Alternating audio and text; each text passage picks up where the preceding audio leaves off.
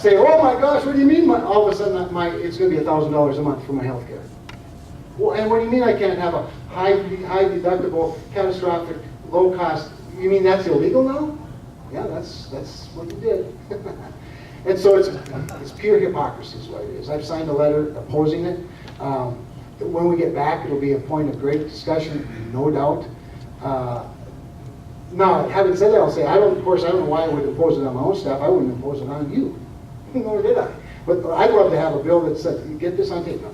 I'd love to have a bill that says, anybody that voted for this piece of junk ought to live by it, and if you're smart enough to vote against it, you shouldn't have to. That wouldn't be hypocrisy, that would be consistency.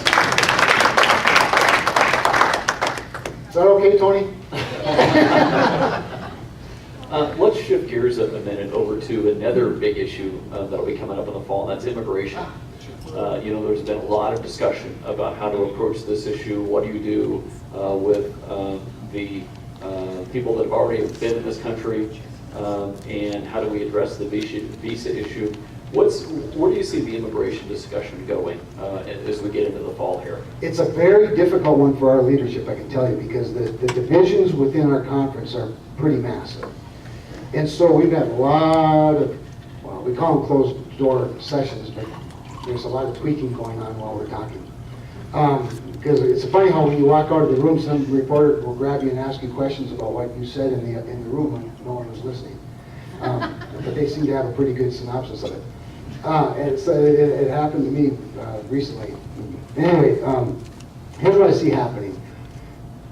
It is divided as a conference is. One of the things that we're pretty united on is that we're not going to take up the Senate bill. The Senate bill is a very comprehensive bill. And one of the things that I sort of grieve about it is that the Senate bill started out awful. Senator Hoeven and some of his friends made it less awful. They really did. And that's very important in the process. Because when it comes to reconciling two bills between the two chambers, the closer they are together, the easier reconciliation is. And so Senator Hoeven took a lot of heat from certain factions, and because he supported the bill. But what he did was he improved the bill, and it takes statesmanship to do that.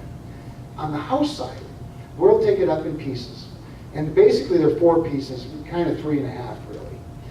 You asked about what to do about immigrants that are already here, and that's a big issue. I'm going to leave that one for a minute. I'm happy to get back to it, though, because if we don't deal with that one, none of the other stuff's going to happen in the House. If we don't deal with the border issue and deal with the court amnesty issue, the other piece isn't going to happen. So it's really critical that we get that one right. Now let's talk about it for a minute. So on that side of it, what you're going to see coming out of the House on the Judiciary Committee, bills that have already passed, and I think we'll be taking them up probably right when we get back, or certainly in October. One's called the SAFE Act, and strengthening, everything has an acronym anyway, strengthening and enforcement. And what it does is it does a number of things, but it really empowers states, first of all. So if state and county and local officials want to pass laws that are consistent with the federal law, those laws become state laws as well as federal laws, which means the state jurisdictions can enforce their laws. Whereas currently you have states like Arizona enforcing their laws, and the federal government, the hostile federal government, sues them. Can you imagine? The federal government suing a sovereign state over their own right to control their own border. So the SAFE Act, first of all, gives that one level of accountability. The other level of accountability is that there would be a third-party verification of how secure the border really is. So Senator Hoeven was able to get a lot of money and a lot of personnel for security, border security in the Senate bill. We're adding to that the verification. And here's the reason. As much as I love Ronald Reagan, in 1986 when we had the same issue, certain things were promised and they've never been enforced since. It's that selective enforcement piece again. It's very hard for politicians to do certain things, enforce certain things. So we want that third-party verification. That's going to be part of the House bill. Jumping ahead to the legal side, which is I think where we live for the most part. And I always say to people, and I want to talk a little bit about the compassionate side of frankly, the undocumented workers too in a little bit, but the legal side is a big deal. We currently allow, what, 65,000 H-1B visas, which are the high-tech. Let me put it in a broader perspective. 12%, now remember, the United States has the most generous immigration policy in the world. 1 million immigrants per year, roughly, or more. 65,000 visas are allowed, or 12% 12% of those immigrants are selected based on their skills or their education. In Canada, UK, Australia, it's 60%. So you're recruiting, if you will, immigrants that meet the economic needs of your country. And so we need to change that. And so we allow 65,000, I think it is, H-1B visas per year.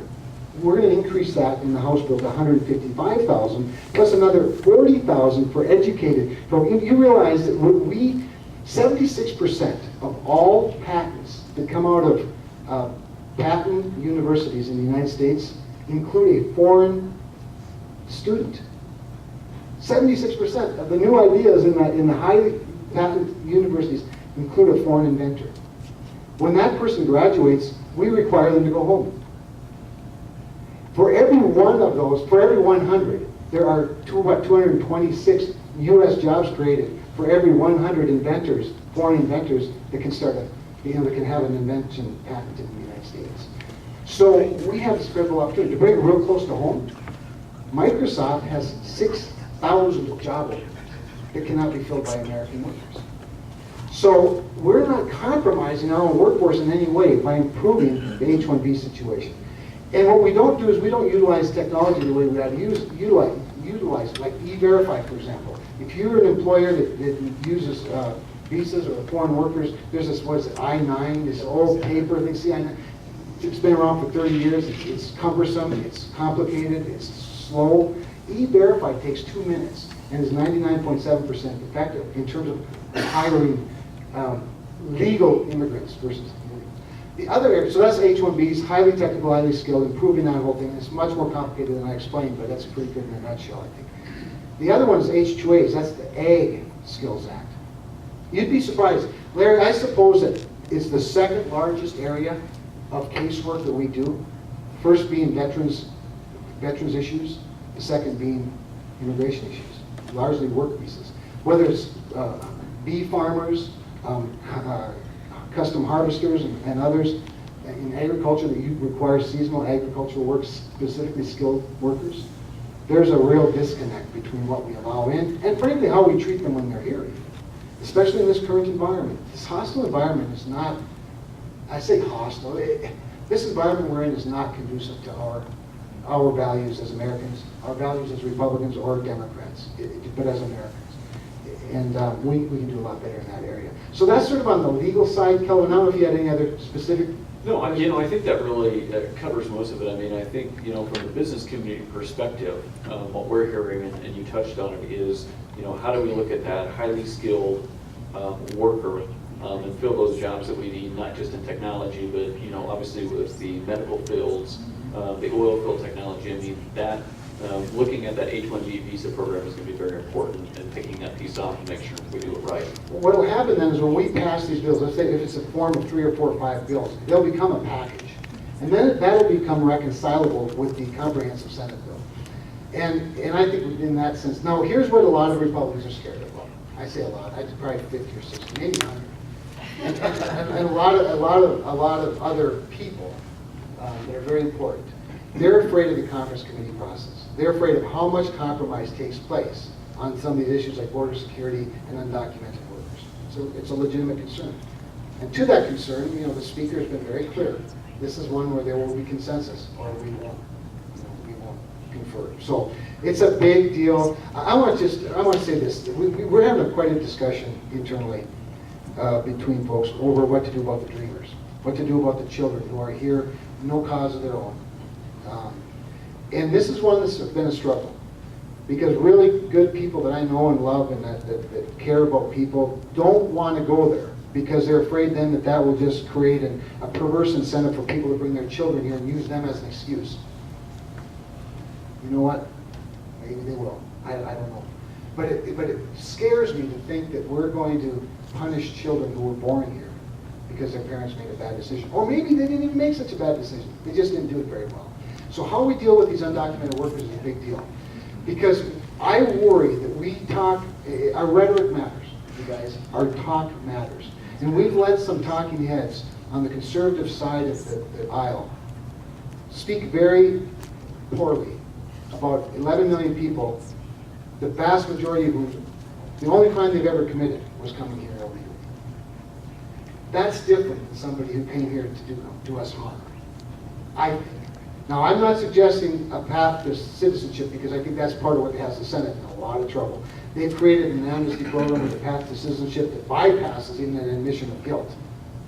I think that we need to have a carrot and we need to have a stick that's appropriate. But we ought not punish them in a way that is not conducive to the minor crime that they have committed. That is seeking a better life for them. And assuming they all want to be citizens, I think is very presumptuous of us. You know, and so I prefer something that's more of an, what do you call it, a delayed adjudication. That you come out, we allow them to come out of the shadow, make them, you know, productive, legal people living here and working here that have admitted to doing something wrong, and then have a deferred adjudication, a deferred sentence that then allows them to sort of clean that slate, but doesn't ignore the fact that they've committed a crime. And I think that's all debatable. I want to tell one story. Yeah, I know you want to go. Chris and I were in a, to sort of illustrate this point, Chris and I were in a taxi in Washington. I had two speeches, one at a reception and one at a dinner, and there was a long ways between the two. And we were running pretty late. We had two guests from of ours from the business people from here. And the four of us got in a cab, which meant one of us had to get in the front seat. So that was me. And we were running late to this dinner, and we were talking about things, and the immigration issue came up, and I started saying what I just said to you. And that I grieve that that the rhetoric has gotten so high-pitched that we talk about people as though they're common thugs, as opposed to just people seeking a better life, and did it wrong. Did it wrong, for sure. And have become a bit of a burden, for sure. But let's not talk about them like they're thugs. And we were just sort of visiting like that, back and forth a little bit. And we got to the hotel, and the cab driver said, "Sir?" I said, "Yes." He said, "I take it from the way you talk that you're a Republican member of Congress." And I said, "I am." He said, "Sir, I want to tell you something. I'm an immigrant." And he said, "I'm an immigrant, and I don't think we ought to kill our unborn babies. And I don't think men should marry men. And I think if I can't make a living in this country, it's my fault, not yours. And I would fight to my death for this country. But you, sir, are the first Republican that's ever talked about me with dignity." You guys, how we talk matters. How we talk about people matters. It's not just the policies. It's how we talk. And I was worse than this. When he said that to me, and I said, all I can say is, I'm so sorry. I'm so sorry that you haven't felt. He didn't, by the way, he never told me whether he was legal or illegal. But anyway, thank you. Yeah, no, that's a great story. And you know, as Churchill said, democracy is the worst form of government except for any other. Yeah, that's right. Other questions from the audience? Mike? Yeah, the Constitution, you know, our founding fathers, the main thing was to protect our country. Yeah. And for different things like that, and not going off on all these other, you know, protect life. Yeah. Coining currency was one of those things that they were responsible for. And we had extreme debt situation before, but they had to get things back on track, you know, like after the World Revolutionary War.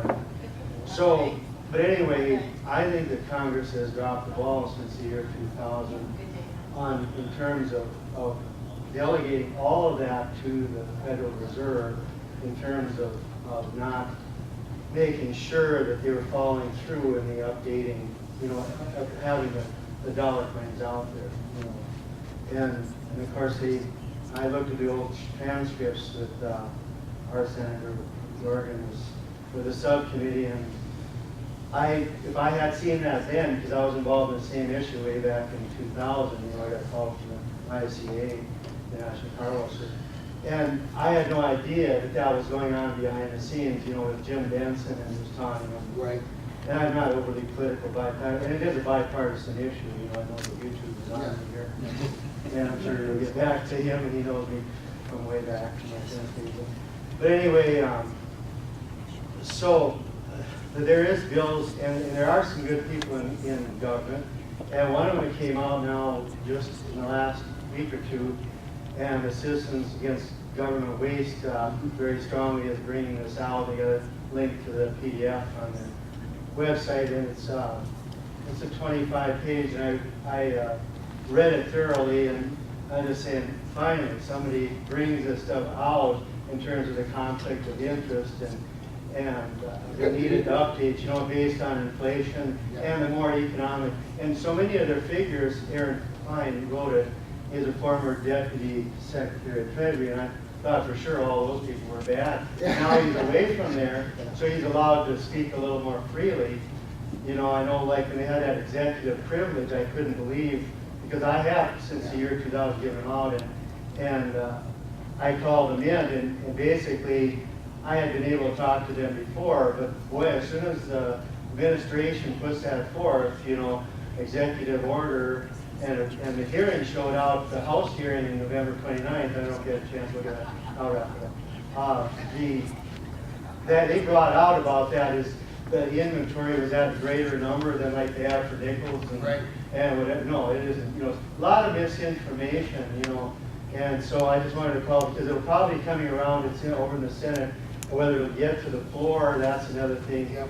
And make sure that there's fair discussion and from the economic standpoint too. It's not just the government saving. It's out here. I mean, I know I mentioned at the Senator Hogan's hearing that I can't imagine us back in the 60s when I grew up with the business, that if the quarters, they had a paper substitute, and the quarters weren't as common as nickels or dimes, I mean, we wouldn't have proceeded, you know, and with the car wash and the dog. So I'm kind of repeating myself for the ones that did at the last one, but anyway, I just wanted to bring it out, and hopefully you'll be looking at that. I'm going to leave that report Please do. with your, Just leave it with me, I'll take it. Yeah. Right, and then on my website, I have more of an animated version of what they did. Some people don't agree with what I did. Of course, but that's the beauty of being us. Yeah. We don't have to agree. Just acting naturally. Yeah, I appreciate that. Thank you, Mike. Thank you. Other questions? I think we've got time for maybe a couple more here. Okay. Congressman, first, thank you for your service. Thank you. You don't have to do it. I'm glad that you are. Thank you. Thank you. My question is in regard to Social Security and Medicare, and what role, if any, they might play in the discussion on perhaps sequestration, Yep. continuing resolution, Yep. and so on. You're right on point now, man. You're right. But here's what I think you're going to see related to that as much as anything. And you're wise to bring it up because it hasn't come up a lot lately, partly because I think some things have been extended a little bit by virtue of our economy, and we know that to be the case. When the economy does better, you know, a lot of things are better. That said, Medicare is still going to be, you know, upside down within about 12, 13 years, Social Security a little further out than that. And the sooner we deal with the issue, the less traumatic the solution will be. And so I think what you just stated in the form of a question really is very profound. Because I believe that if some of the fixes to Medicare and Social Security, which would have to be minor today, but would be major 10 years from now, will be part of the negotiations, especially with regard to the debt ceiling. There are some things we are in close agreement on. You know, the president himself has acknowledged, we met with him, and he's acknowledged this Medicare issue.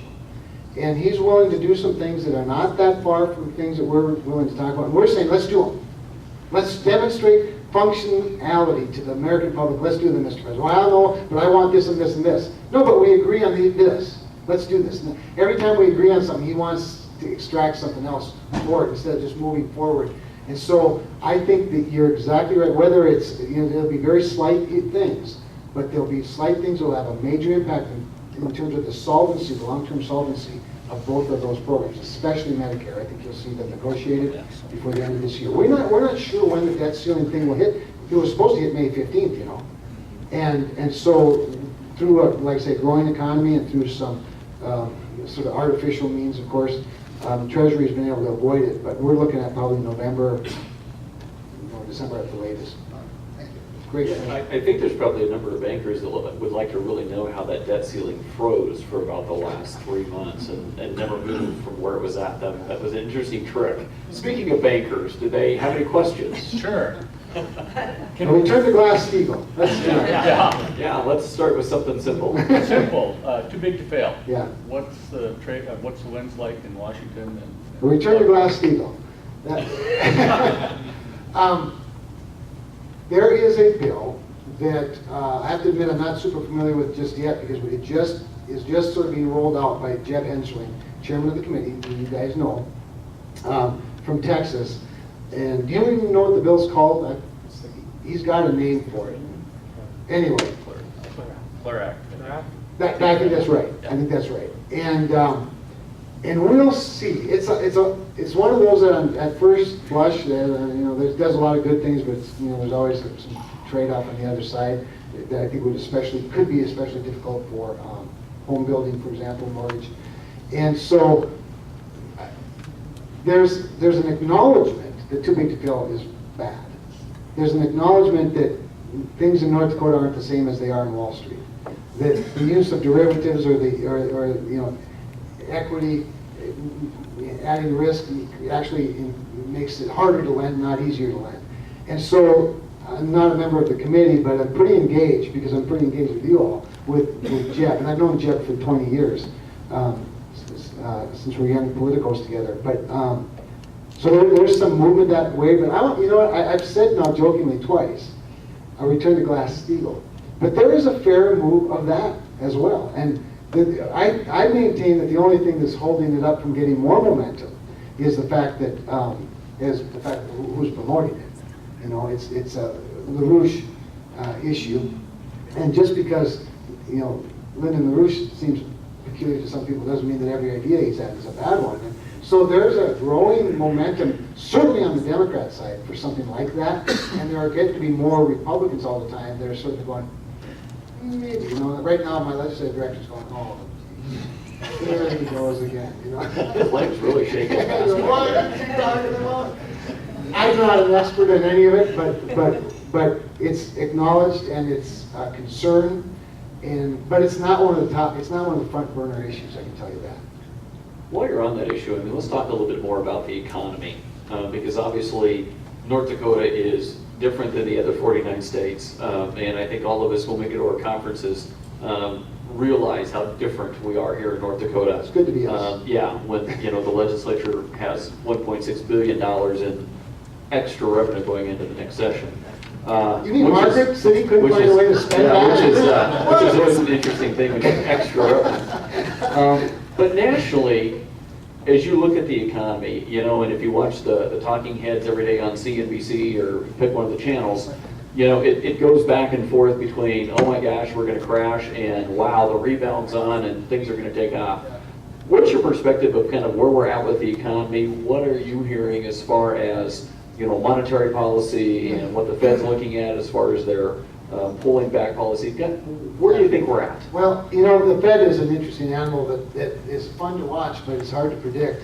I think that the loosening is a little bit is okay. I think it's just fine. I think I've never been one that here comes a moment. So mark this one for you. I've never been one that's always said you have to keep interest rates artificially low no matter what forever because that's good for the economy. Because we know that can't go on forever. We used to have a senator that was always promoting that. He just pounded on the poor chairman if they ever talked about allowing interest rates to go up, never considering the fact that there are a lot of people on fixed incomes, retired people like my parents, who've never enjoyed the benefit of the growing economy because we've always kept interest rates artificially low. And of course, the day of reckoning has to come. The thing is, we control it so well nowadays that it seems like it's never going to come. So I think there's some anticipation of the weakening of and you're familiar with all of that. With regard to the economy in general, Wall Street is becoming a very bad barometer, obviously. As are other indexes, such as unemployment. We see unemployment sort of sneaking down a little bit, but we see more people without a job. Because we measure unemployment by who's applying for unemployment rates as opposed to people who've given up. We have a food stamp program that has more than doubled in the last 5 years because we have this categorical qualification thing. And the Farm Bill got derailed because Democrats didn't like an amendment that said that gave states authority, if they wanted to run a pilot program, if they chose to require able-bodied adults without dependent children to either be looking for a job, in school, getting educated for a job, or having a job. That was so offensive to Democrats that they killed the farm bill. So we had to separate it out just to pass one.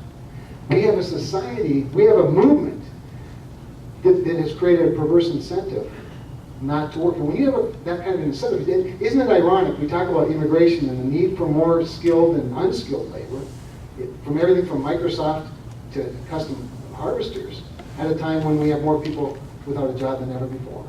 There's a disconnect between our education system, which is why we passed in the House the Skills Act, that ties education more to local control. And anyway, it's just an irony you have these two things happening at the same time, and I think they have to all be viewed. So I'm bullish on the economy, but quite honestly, what's going to kill the economy and what's not allowing the economy to grow at the rate it can is the uncertainty created by a regulatory regime that is driven from the White House. I've met with all of, I've cross-examined, Energy Secretary Moniz and Sally Jewell. And we've had all these discussions, and everyone says, well, what do you think? Do you think that this appointee will be better than the last one? And I always say, it's not the appointee that's the problem, it's the appointer. It doesn't matter how smart Moniz is or how smart Sally Jewell is. If their orders are drive up prices. Well, and I think one of the other concerns in the business community, by the way, is back to sort of the healthcare issue. And we're hearing this as well, even in Bismarck, Mandan. As employers are looking at the implementation of the Affordable Care Act, they're thinking very strategically about, do I get over that number of 50? How many part-timers do I have? All of those sorts of things. So there's a real secondary impact of that bill as well. Well, there's no question. So we've already seen the ramifications, obviously. People are stopping at 49 employees or stopping at 50 employees. They're turning 40-hour, 50-hour-a-week employees to 30-hour-a-week employees, because guess what? 30 hours is now full-time, according to this president. I'm not surprised, because that would be a heavy lift for him, a 30-hour-a-week. But that's just not how you grow an economy. By the way, we rob people of the dignity of work. We rob them of the dignity of work. What was it our great president Theodore Roosevelt, who wrote in that wonderful book about his biography, that autobiography, that wonderful chapter on the cowboy life in North Dakota? Ours was the glory of work, the joy of living and the glory of work. And so we've got this perverse incentive that hurts our economy as well as our work ethic. So, yes, the Affordable Care Act is a real detriment to a growing economy, because why would you grow your business if you're going to be punished for it?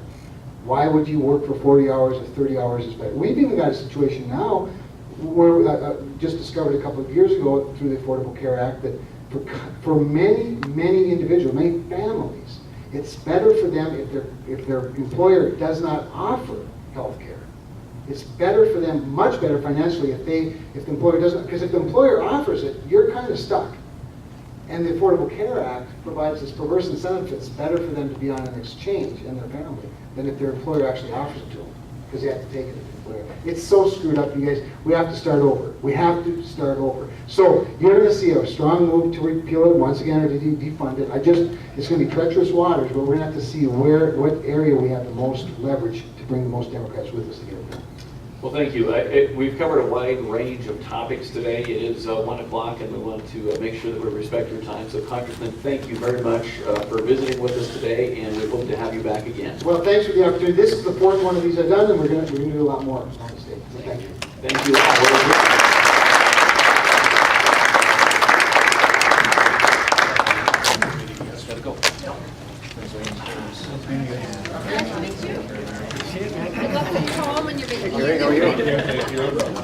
You slipped in under the wire. No, I just thought if you'd like your shirt would have eaten. Oh, no, I was fine. Oh, okay. Before I came this morning. Okay. Thank you, though. I appreciate it.